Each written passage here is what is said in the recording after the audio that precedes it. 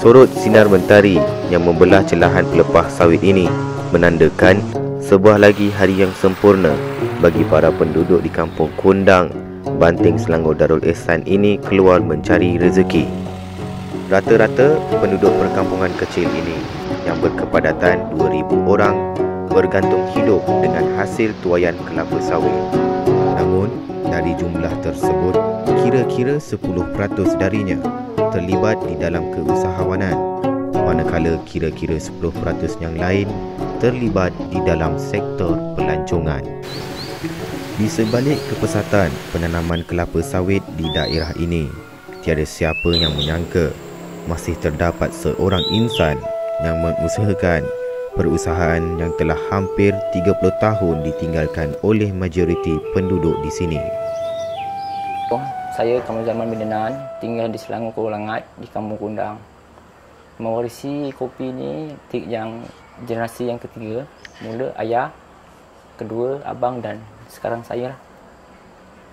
Sewaktu Kadi, seorang anak kecil yang menjumpai kopi di tengah-tengah gurun Ethiopia bersama kambing belaannya, dia tidak mengetahui bahawa buah kopi yang telah dijumpainya itu telah mengubah cita rasa hampir seluruh penduduk di dunia. Pada abad ke-17, kopi telah menjadi minuman kegemaran seluruh penduduk di benua Eropah. Pada abad ke-18 pula, sewaktu penaklukan Eropah di Asia Tenggara, golongan penjajah ini telah membawa biji kopi untuk ditanam di Asia Tenggara, dan di Malaysia, Kampung Kundang tidak terlepas dari fenomena ini. Perubahan lanskap pertanian di kampung ini dan demi meneruskan kelangsungan perusahaan kopinya, Kamarul Zaman terpaksa keluar meraih kopi di kampung-kampung yang masih terdapat pekebun yang mengusahakan kebun kopi secara kecil-kecilan, di samping bergantung pada sumber dari luar.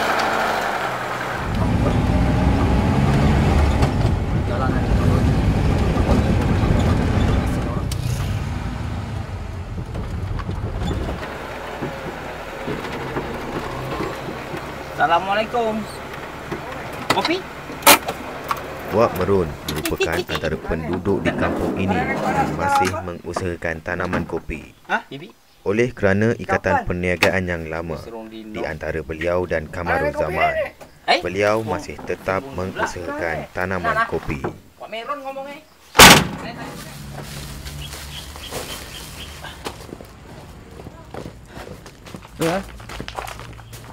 Dah habis petik. Ini dah tahun depan dah lama lagi petik habis dah kopi. Kopinya 40 kilo. Kalikan sekarang RM20 sen. Jadi jumlahnya RM46 20 sen ya. Kau dah bawa timbang ke? Dengan saya ya, ada lagi beritahu. Untuk sekarang, untuk kampung-kampung memang sikit. Tapi saya berterima kasihlah ada satu badan syarikat iaitu Al-Fiji. Dia satu-satunya menanam kopi bersama dengan kelapa sawit. Dia sulam. Sekarang dia tanam lebih kurang dalam 30 dan sulam dalam 40 ekar. Dari situlah dapat bahan mentah tempatan. Pada permulaan menghasilkan kopi 3K ini, Kamarul Zaman akan memecahkan kulit keras daripada biji kopi dengan sebuah mesin khas yang berusia lebih 30 tahun. Mesin untuk memecahkan biji kopi untuk mempermudahkan proses penjemuran.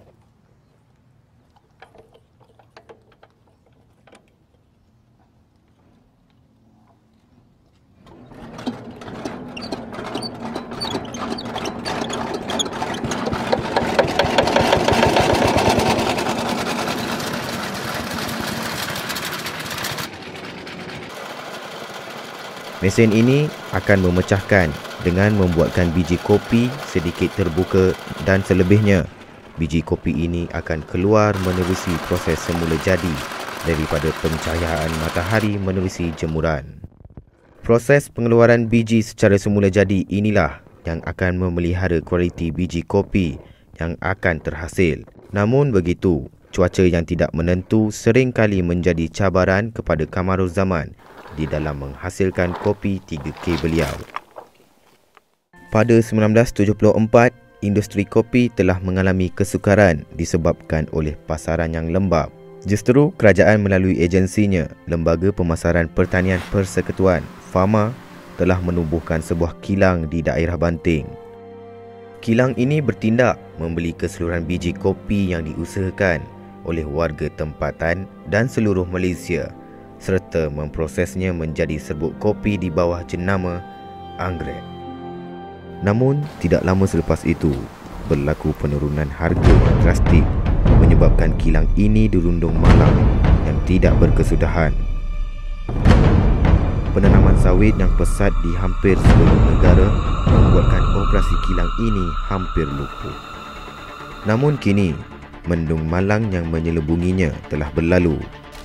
Dengan pengeluaran 17 jenama baru, 3 bangunan kilang baru dibina dan hampir 20 tan kopi dieksport keluar negara setiap tahun.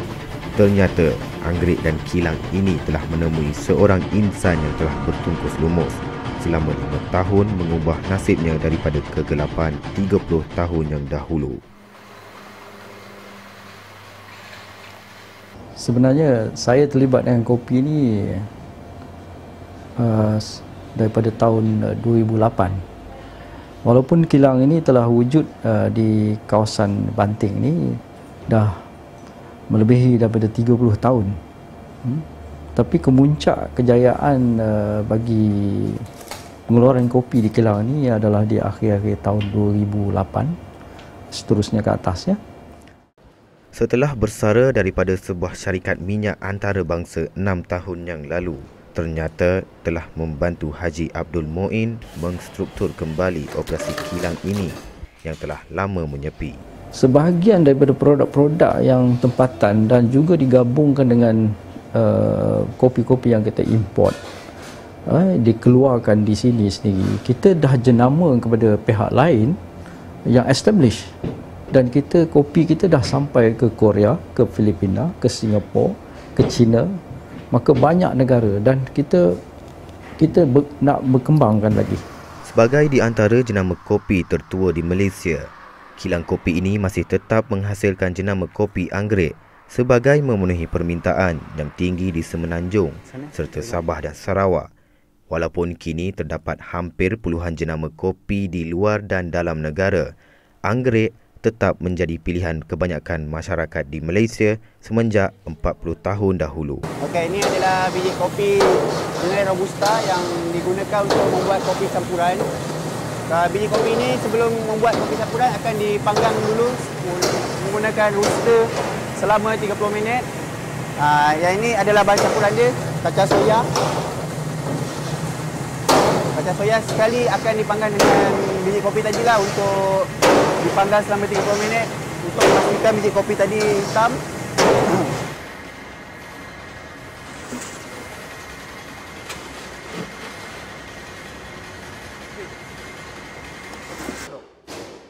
MC apa dok?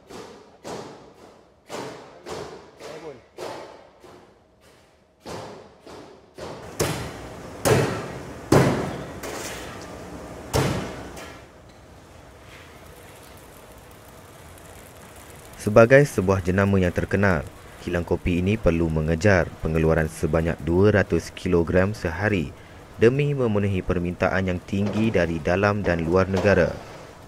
Oleh itu, proses memecahkan biji kopi ini perlu dilakukan dengan pantas.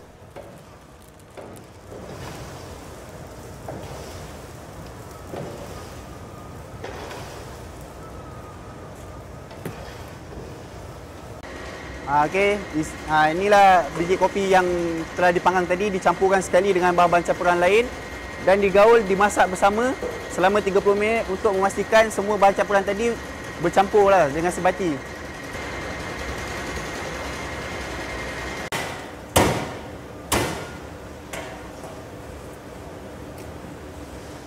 Biji kopi yang telah kering itu akan diangkat dan seterusnya dimasukkan ke dalam sebuah mesin khas yang diperbuat daripada kayu.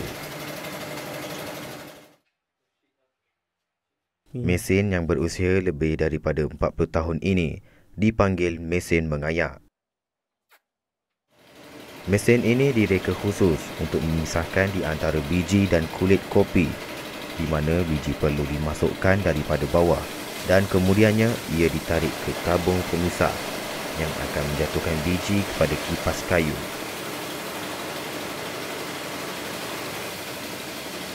Biji yang terkena pada kipas tersebut akan terpisah di antara kulit di hadapan dan biji di tepi.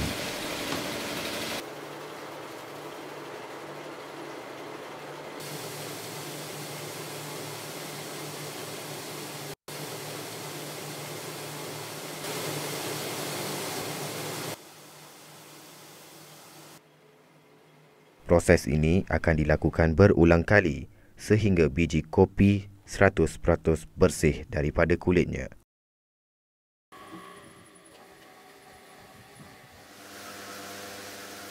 Kopi seterusnya akan dipanggang menggunakan kuali selama 2 jam.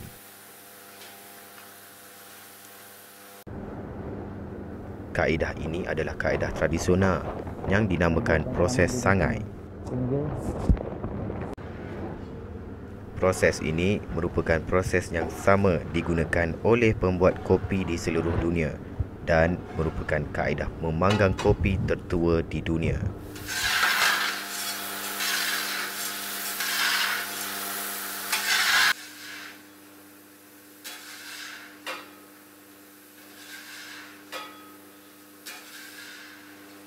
Jam lebih. 2 jam lebih. Tapi penjagaan kena rapi. Api kena jaga. Dia punya suhu. Itu susahnya tradisional. Atas bawah, maksudnya api kena jaga. Dia punya isi kulit kopi kena jaga. Warna dia daripada putih sampai ke kuning, kuning sampai ke coklat. Nak rasa bukannya nak hangit tau. Nak renyah. Dia renyah. Jadi bau kopi dia kuat.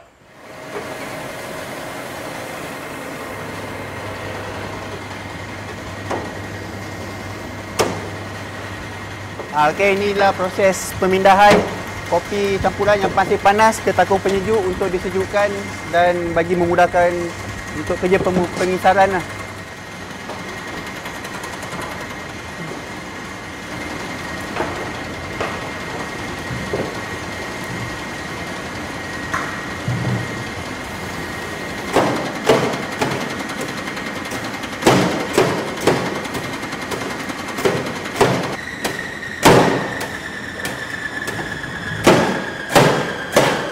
Kopi tadi yang telah disejukkan akan dipecahkan menjadi ketul-ketul kecil, kemudian dimasukkan ke dalam tong untuk proses pengisaran pula. Okey, ini mesin untuk menjadikan kopi yang telah dikisar kasar tadi menjadi halus.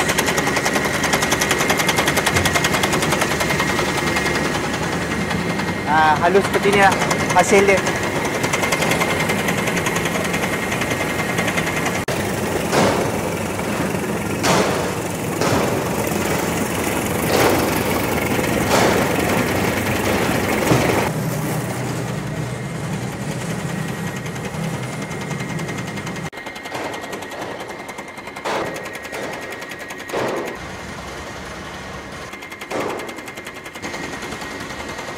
Proses pembungkusan di kawasan pembungkusan.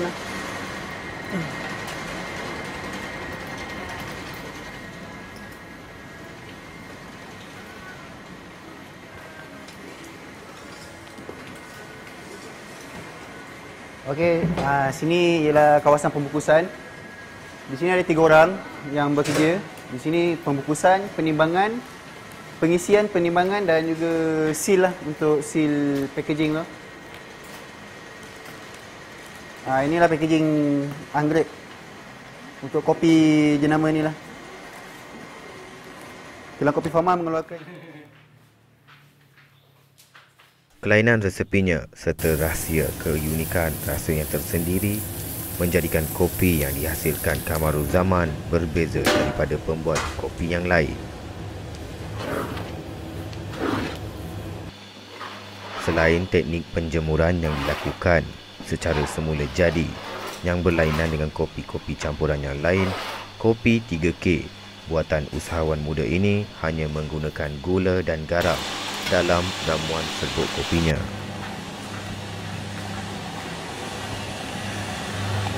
Tujuan untuk masukkan garam untuk mengimbang antara kopi dan gula untuk meningkatkan rasa dia. Masukkan 150 gram. Biarkan dia sebati.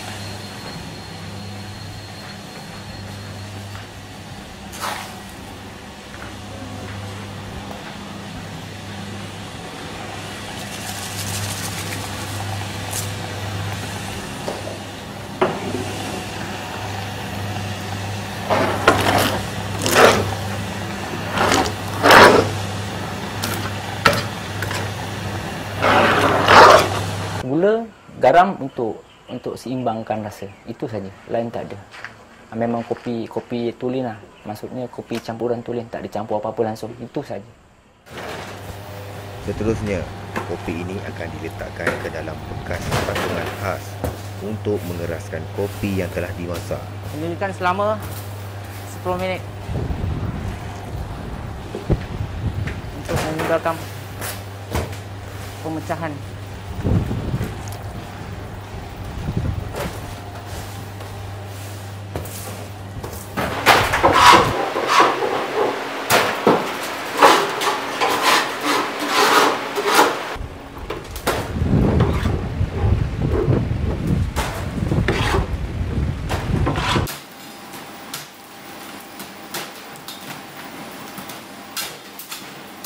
Fungsi penyejukan ini adalah bertujuan untuk memudahkan proses peleraian bongkah kopi kepada ketulan-ketulan yang lebih kecil.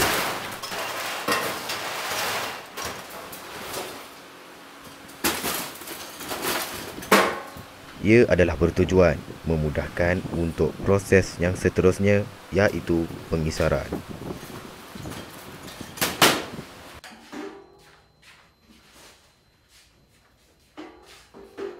Pengisaran yang dilakukan ini adalah bertujuan untuk menjadikan kopi tersebut lebih halus.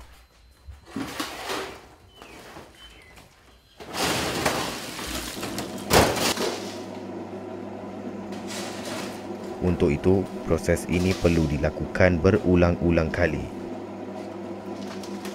Mesin pengisarannya yang kecil ini sedikit sebanyak membataskan kuantiti kopi yang ingin dipasarkan olehnya.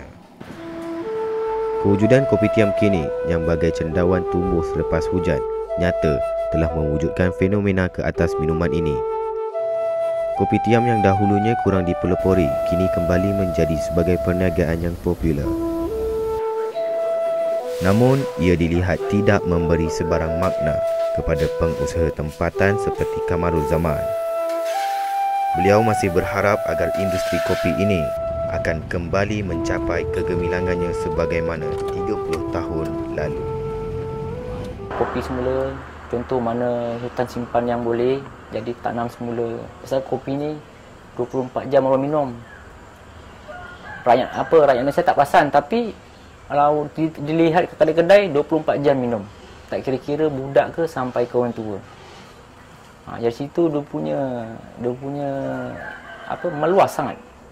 Teramat meluas. Jadi saya nasihat kepada badan-badan semua, fikirlah macam mana nak meningkatkan dia punya kopi dah banyak kurang. Jadi tanam semula. Maka saya rasa di sekitaran di kaki-kaki gunung dan bukit di Malaysia ni masih banyak. Mungkin kita boleh cuba, tapi mungkin tidak ada pelaksanaan yang secara serius yang dilakukan. Mungkin kita nampak pengeluaran sawit ni, ini tak tahulah, pada pandangan saya kita terlalu nampak sawit tu agak mudah, senang, mudah kerja dan sebagainya. Kita tidak mahu mengambil sedikit usaha kita ke arah untuk membangunkan balik, sebab kita tahu permintaan kopi tidak ada noktah besar, dia malah semakin besar di dunia. Jam 5 pagi, beginilah waktu kebiasaan bagi Kamaruzzaman memulakan perniagaan kopinya. Pasar tani inilah yang menjadi tapak rezeki Kamaruzzaman semenjak penglibatannya di dalam industri ini. Serbuk kopi ini akan dikisar sekali lagi supaya ia benar-benar menjadi serbuk kopi yang halus. Kini tiba masanya kopi ini dihidangkan kepada para pelanggan. Aroma kopi yang terhasil daripada proses pengisaran ternyata menarik perhatian orang ramai yang lalu lalang di sekitar pasar ini.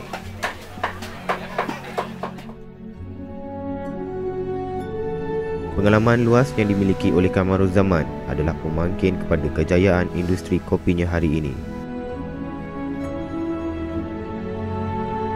Jenama anggrek diharap mampu bertahan sesuai dengan peredaran zaman. Namun, apa yang pasti keesokan harinya, kopi anggrek akan terus diproses untuk para penggemar yang sentiasa menantikannya. Dan Kamaruzzaman tidak akan berhenti memanggang kopi untuk meneruskan survival industri yang diceburinya ini. Inilah sebahagian daripada rencam serta ragam yang perlu dihadapi oleh pengusaha industri ini sebelum ia dinikmati oleh para penggemarnya.